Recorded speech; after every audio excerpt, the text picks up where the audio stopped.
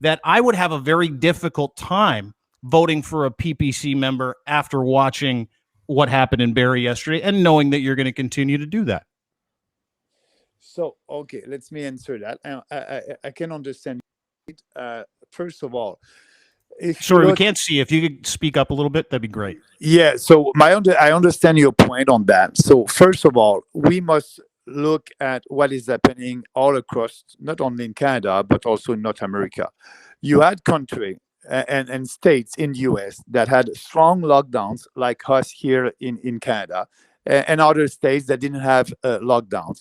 The statistic and the data after a year, it's Well, I'm not about this. talking about the lockdown, though, Maxine. I'm talking about showing up to a mass rally in the middle of a pandemic if you believe in science and you believe in the greater good.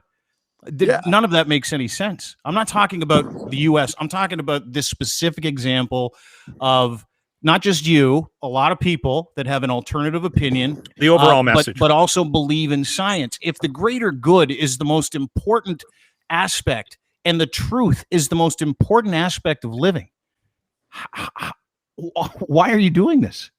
yeah, but first, because for me, like, we cannot take for granted our freedoms, and that's what is happening right now. When you have authoritarian governments like Ford did, and because of this rally, I think Ford government backtrack. Totally. When you ask your police to ask people where they are going and able to arrest them for nothing, it's too much. We're not in a communist country. When your kids cannot play out there in a playground, it's too much. So Totally. I think the Ford government understand that. So, but we must protect, and I think we must have a focused protection for people who are vulnerable. And I'm on the side of the expert that are giving advice to the governor of Florida, the three experts that did what's the name of the declaration? I don't remember, but the three experts that are saying, we must protect the elders and all. It's the first time in this story that we had all these lockdowns. And usually it's not the first time in the history that we had a virus, but it's the first time that we act like that. So these people that were at this rally, they're free and responsible. So if maybe half of them had the vaccine or not, I don't know, but that's their choice. 12 people that were at that rally were tested positive Sunday or yesterday collectively. Yeah, but For the virus. you know that there's a lot of positive, and that's the science. There's a lot of positive that are fake positive, and if you want to reach herd immunity, I think that's the most important.